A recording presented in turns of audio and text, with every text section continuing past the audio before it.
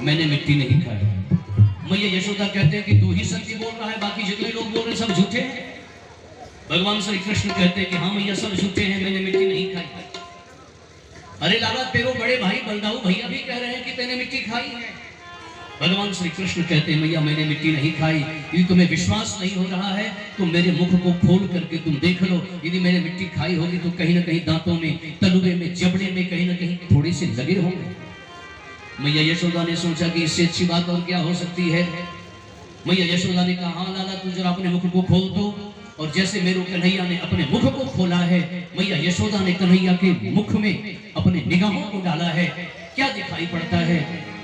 बोले खम ज्योति खम रोदशे ज्योतिरनीकमाशा सूर्येन्दुवर्निश्वसनाम्बुधिंश्च द्वीपान्नगांस्तद्विहित्रिर्वनानि भूतानि यानि स्थिरजङ्गमानि। संसार की सभी चीजें कन्हैया के छोटे से मुख में हैं। पेड़ पौधे, नगर, नदी, बस्ती वगैरह, यह नंद बाबा का महल, महल के अंदर जहां पर हम और कन्हैया है वह भी कन्हैया के मुख में दिखाई पड़ रहा है। मैया यशोदा तो चक्कर में पड़ गई कि मैं तो मिट्टी देखने के लिए इसके मुख को खुलवाई थी, लेकिन मैं ये क्या बवंडर को देख रही हूँ। मैया यशोदा को चक्कर आने लगा। भगवान ने सोचा कहीं मैया चक्कर में पड़ गई तो ठीक नहीं होगा। सो भगवान ने तुरंत स्वजन मोहिनी माया का प्रयोग कर दिया। मैया चक्कर में क्यों पड़ गई? मैया को लगा क्या बात है, कन्हैया के छोटे मुख में इन चीजों के होने का कोई मतलब नहीं होता। मैंने पहले भी देखा था कन्हैया के मुख में ये पेड़ पौधे, जीव जंतु वगैरह। क्या बात है, यह कोई जन्मजात सिद्ध है, कोई बहुत बड़ा ऋषि महर्षि है या कोई देवता है? भगवान ने स्वजन मोहिनी माया का प्रयोग कर दिया कि भगवान बनकर के यदि हम रहेंगे तो जो संसार की लीला है वह पूरी नहीं हो पाएगी। इसलिए भगवान ने स्वजन मोहिनी माया का प्रयोग किया। तो मैया को लगा ओहो मेरी आंखें भी तो धोखा खा सकती हैं, मैं आखिर वृद्धावस्था की भी तो हो गई हूँ। कन्हैया के मुख में ये सब चीजों के होने का कोई मतलब नहीं। कन्हैया तो मेरा बेटा है, उसके मुख में ये सब कहां से हो सकता है? तो मैया यशोदा पुनः कन्हैया को पहले की तरह लाड़ प्यार देना प्रारंभ कर देंगे। हाँ हाँ, कलयुग में भगवान की कितनी दुर्गति होती है। हम लोग दिन भर में 4 बार कुछ ना कुछ खाएंगे पिएंगे, लेकिन मंदिर में जो प्रतिष्ठित भगवान है एको बार जल चढ़ जाए ये बहुत बड़ी बात है। यदि भगवान को हम भगवान मानते हैं तो यदि ठंड का समय है तो भगवान के लिए भी ऊनी वस्त्र होने चाहिए। यदि गर्मी का समय है, हाँ हाँ, अरे भाई आप हमारे श्रीधाम वृंदावन आइए, बांके बिहारी जी को पर्दा लगाया जाता है। क्यों? बांके बिहारी जी को किसकी नजर लग सकती है?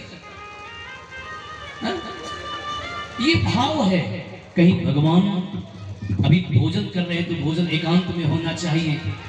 कहीं कोई लगातार बांके बिहारी को देख रहा है तो किसी की नजर ठाकुर जी को न लग जाए। यदि आप ठाकुर जी से प्रेम करेंगे तो यह लगेगा कि जैसे एक मनुष्य को कोई चीजें चाहिए उसी प्रकार बांके बिहारी भी प्रेम के वशीभूत होकर के हमारे द्वारा प्रदत्त वस्तुओं को ग्रहण करते हैं, स्वीकार करते हैं।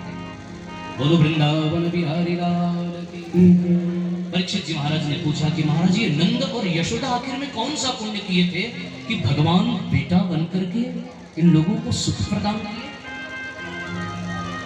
सच में कहा जाए तो बेटा बनकर के आए थे वसुदेव देवकी के यहाँ, लेकिन जो वात्सल्य सुख वसुदेव देवकी को नहीं मिला वह नंद यशोदा को मिला। तो श्री सुखदेव जी कहते हैं कि द्रोण और धरा नाम के वसु थे, ये दोनों पहले। इन दोनों ने भगवान से यही प्रार्थना की थी कि प्रभु जैसे कोई माँ अपने बच्चे को नहलाती है, सुलाती है, खिलाती पिलाती है, लाड़ प्यार देती है, ममत्व देती है, जैसे तो पिता अपने बच्चे को लाड़ प्यार देता है, उसी प्रकार मेरे जीवन में यह सौभाग्य आए कि आप भले ही बेटे किन्हीं के भी बन करके क्यों न आए, लेकिन वह सुख आपके माध्यम से मुझे प्राप्त हो। इसलिए द्रोण और धरा नंद और यशोदा बन करके आए हो। बोलो वृंदावन बिहारी लाल की। आगे चल करके दीपावली का समय आया हुआ है। खूब नौकर नौकरानियों के होने के बावजूद भी मैया यशोदा का इतना बेपनाह प्यार था कन्हैया के प्रति कि उनके मन में होता था कि मैं अपने हाथों से दही मथूंगी, मक्खन निकालूंगी और कन्हैया को गोद में बिठा करके खिलाऊंगी।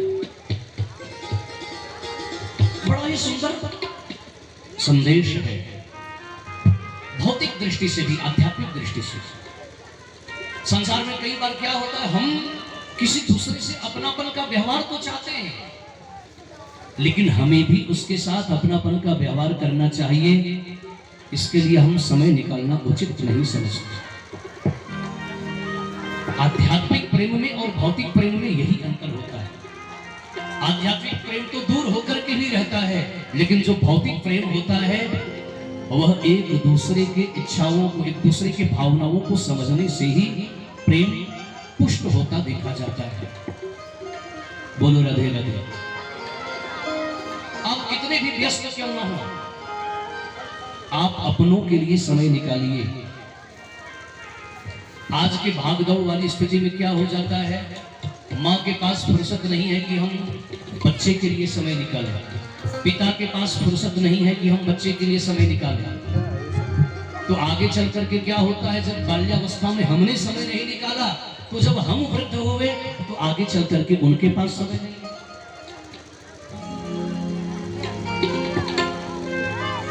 ये पूरी जिंदगी जो है 4H पर खत्म हो जाती है। बातों को ध्यान से सुनिए। पूरी जिंदगी 4H पर समाप्त हो जाती है। पहले H का मतलब है हॉस्टल, दूसरे H का मतलब है होटल, तीसरे H का मतलब है हॉस्पिटल, और चौथे H का मतलब तो हो गया कि होम डिलीवरी। होम डिलीवरी का मतलब जो वास्तविक घर है वही तो। बच्चों को पढ़ने के लिए भेजिए, लेकिन उन्हें भी लगे कि मेरा प्यार तुम्हारे लिए हमेशा है। अब जब वहां पढ़ लिख गए तो पता चला कि जब देखे कि माता पिता का कोई वैसा लगाव नहीं, समय पर उन्होंने पैसा दे दिया, तो पैसा प्यार थोड़ी होता है।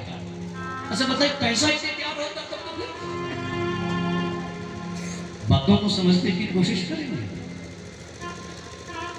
तो दूसरी जिंदगी जो शुरू होती है वह शुरू हो जाती है होटल पर। जहां नौकरी कर रहे वहां होटल पर रहना प्रारंभ किया, तो जिस प्रकार उनका व्यवहार था, इसलिए तो बहुत सुंदर किसी शायर ने कहा है कि रेगिस्तान भी हरे हो जाते हैं। अच्छा, ग्वाल बाल कैसे कहा जा सकता है भाई? ये हमारे भाई, छोटे भाई, बड़े भाई, हाँ हाँ, बहुत भूमिका है इस यज्ञ में। सब लोगों के द्वारा फूलों की माला के साथ रवि राशि व्यासपीठ से बहुत बहुत शुभकामनाएं, मंगल कामनाएं। बोलो वृंदावन बिहारी। ये लोग तो पहचान में ही नहीं आ रहे हैं। हाँ हाँ, जब गोपाल बना जाए, पहचान में आ जाए, तो फिर कैसे? बहुत बहुत मंगल कामनाएं।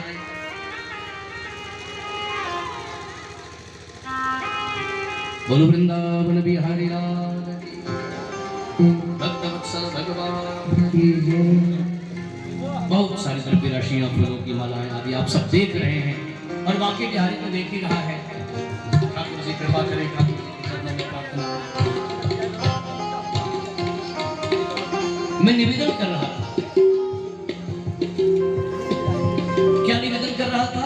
किसी शायर ने शेर कहा है, रेगिस्तान भी हरे हो जाते हैं जब अपनों के साथ अपने खड़े हो जाते हैं। हाँ? मैया यशोदा यदि चाहती तो नौकरों के द्वारा सेवा करवाती कन्हैया की, नौकरानियों के द्वारा, लेकिन नहीं, अपने हाथों से।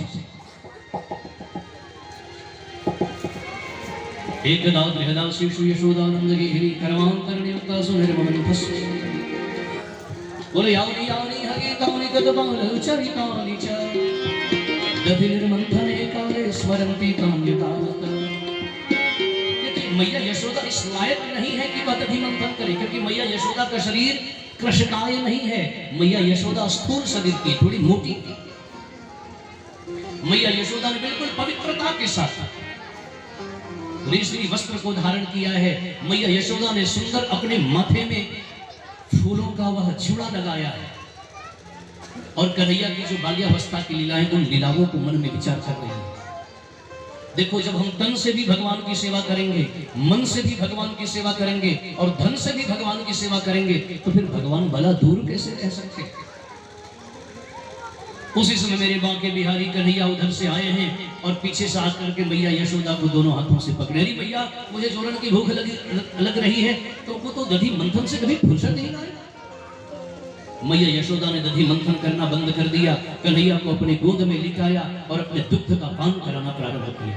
एक बिल्कुल छोटे बच्चे और माँ के बीच की वात्सल्य लीला को सोच। कभी मैया यशोदा जो अपना हाथ फेर रही हैं कन्हैया के पीठ पर, कभी आंखों पर, कभी माथे पर, कभी मुख चूम रही हैं। अथाह प्यार प्रेम। भगवान श्री कृष्ण भी गट गट गट गट दूध पीते चले जा रहे हैं। एक बार भगवान ने दूध पीना बंद कर दिया और भगवान ने कहा, माँ कहा बात है लाला, एक बात मैं तुमसे पूछूं, बोल, तो को दूध ज्यादा प्यारो है या तो को दूध ज्यादा प्यारो है? मतलब समझे? मतलब तुम्हें दूध ज्यादा प्यारा है या तुम्हें मैं ज्यादा प्यारा है? अच्छा मानो, कल्पना करो, यदि किसी का बेटा पूछे जो दूध पीने वाला ही हो, जिसमें कोई दुर्गुण नहीं दिखाई पड़ते, उस छोटे बच्चे के दुर्गुण भी माँ पिता को सद्गुण ही दिखाई पड़ते हैं, वह यदि पूछे कि तुम्हें दूध ज्यादा प्यारा है या पूत ज्यादा प्यारा है, तो माँ क्या कहेगी? अरे माँ कहेगी सो तो कहेगी, माँ सोचेगी हल्का सा इसको तमाचा भी रसिक करे, इसने ऐसा पूछा तो हाँ, ये माँ का अधिकार होता है भाई। माँ ने कहा, अरे लाला तू कैसी बात कर रहा है, मेरे यहाँ दूध दही की तो नदी बहते हैं, लाला मुझे तो सबसे ज्यादा तुम प्यारे हो। सो भगवान श्री कृष्ण ने पुनः दूध पीना प्रारंभ किया और तब तक पता चला कि पद्मगंधा गाय का दूध जो आग के ऊपर गर्म होने के लिए चढ़ाया गया था, वह धीरे धीरे गर्म होकर के उबलने लगा। मैया यशोदा का ध्यान गया, यह गाय का दूध विशेष प्रकार का है, कई गायों का दूध यह गाय पीती है फिर दूध देती है। उस दूध की खासियत यह है कि जैसे जल में कमल रहता है तो सूर्य के किरणों से भी कमल नहीं मुरझाता, उसी प्रकार जब तक यह दूध का प्रभाव रहेगा तब तक मेरे बेटे के चेहरे की कांति ऐसे ही कमल की तरह दिखाई पड़ती है। हाँ हाँ, वह इतना महत्वपूर्ण दूध था। सो मैया यशोदा ने कन्हैया को उतार करके चढ़े हुए दूध को उतारने के लिए दौड़ लगाया। भगवान श्री कृष्ण लीला की दृष्टि से कुपित हो उठे। अभी अभी मैया यशोदा ने कहा था, लाला मुझे तो सबसे ज्यादा प्यारे तुम लगते हो, लेकिन तुरंत बातें बदल गई। सो भगवान श्री कृष्ण ने नाराज होकर के लोहे का हथौड़ा लिया और धमाधम करके सभी घड़े को फोड़ दिया। दूध दही आंगने तक बहने लगे। मैया यशोदा जब आ ही नहीं थी, देखे कि ये दूध दही कहां से बह रहा है। समझने में देर नहीं लगी कि ये मेरी पूत की ही करतूत है, लेकिन यदि मैं हर गलतियों को ऐसे ही छोड़ती चली जाऊंगी तो वह और शरारत हो जाएगा।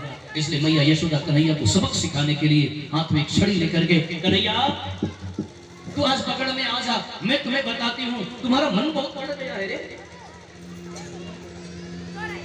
बोलो वृंदावन बिहारी लाल की। इधर भगवान श्री कृष्ण क्या करते हैं, वो जानते हैं कि मैंने गलती बहुत बड़ी कर रखी है, यदि यूं ही मैया मुझे देखेगी तो न जाने मुझे कितना दंड देगी। सो बोले उलूखलाम्रे रूपरिं व्यवस्थितं मरकायकां ददतं शुचिस्थितं हय्यंगवं चौर्य विशंकिते क्षणं निरीक्ष्य पश्चात् सुतमागमच्छने। एक उखल के ऊपर मेरे बांके बिहारी दोनों पांव को अगल बगल करके बैठे थे। उखल समझ रहे हैं? अरे भाई जिससे धान कूटा जाता था चावल निकालने के लिए। और भगवान श्री कृष्ण बासी माखन को खाने लगे थे। क्यों? मैया यशोदा जब बासी माखन खाते हुए देखेगी तो सोचेगी कि मेरो लाला भूखो है गो, या कारण से लाला ने बड़ी गलती की। और मैया यशोदा चिल्लाते चिल्लाते वहीं पर पहुंची और जैसे पहुंची है भगवान श्री कृष्ण वहां से कूद करके भाग खड़े हो गए। आगे आगे भगवान श्री कृष्ण, पीछे पीछे मैया यशोदा। भगवान श्री कृष्ण है बालक, भगवान श्री कृष्ण है बिल्कुल दुबले पतले और मैया यशोदा है वृद्धा। मैया यशोदा का शरीर थोड़ा मोटा भी है, कैसे वह पकड़ सकती हैं? भगवान है भगवान और मैया यशोदा है जीव। जीव कैसे परमात्मा को पकड़ सकता है? पसीने से लथपथ हो गई, लेकिन मैया जिद नहीं छोड़ती है। लाला तू आज पकड़ में तो आजा, मैं तुम्हें बताती हूँ तेने गलती करी तो कैसे गलती करी। भगवान श्री कृष्ण जब देखा कि मेरी मैया यशोदा बहुत परिश्रम कर ली तो दृष्ट्वा परिश्रमं कृष्ण कृपयासीत् स्वबन्धने। देखिए भाई जी के द्वारा द्रव्य राशियां व्यासपीठ से बहुत बहुत शुभकामनाएं, मंगल कामनाएं। बोलो वृंदावन बिहारी लाल की। बड़ी विचित्र स्थिति हो गई। भगवान श्री कृष्ण ने सोचा मुझे पकड़ में आना चाहिए। भगवान ने कहा कि अरे भैया तू इतनी परेशान काहे को हो रही है, जानती हूँ अभी तू कैसे लग रही है, तू कैसे, मैं बताऊं? मैया यशोदा दौड़ी जा रही थी, भगवान श्री कृष्ण बताने के क्रम में रुक गए। भगवान श्री कृष्ण काली मैया तू तो अभी काली माँ जैसी लग रही है, क्योंकि तेने जो सिंदूर लगा रखियो तो माथा में और हाथन से तुमने जो पूछ दियो वह सिंदूर ऐसा है गयो है जैसे कि त्रिशूल में सिंदूर लगाई गई। जैसे मान रहे कोई सिंदूर ऐसे लगाई हो और कहीं पसीने से एक बार हाथ ऐसे हो गया तो कैसा होगा। हाँ, मैया यशोदा ने कन्हैया को पकड़ लिया है। अनुशासन दिखाने के लिए भगवान श्री कृष्ण ऐसे रोने लगे हैं कि भगवान श्री कृष्ण के आंखों से आंसुओं के माध्यम से आंखों में लगा हुआ काजल हृदय तक आने लगा है। जिस परमात्मा के तनिक कुपित होने से समुद्र धुआं छोड़ने को भी वश हो जाता है, जिस परमात्मा की तनिक इच्छा से प्रलय होने की स्थिति हो जाती है, समुद्र क्षुब्ध हो उठता है, प्रकृति अव्यवस्थित हो जाती है, पृथ्वी डगमग डगमग डगमगाने लगती है, वह परमात्मा मां के प्रति सम्मान को दिखाते हैं।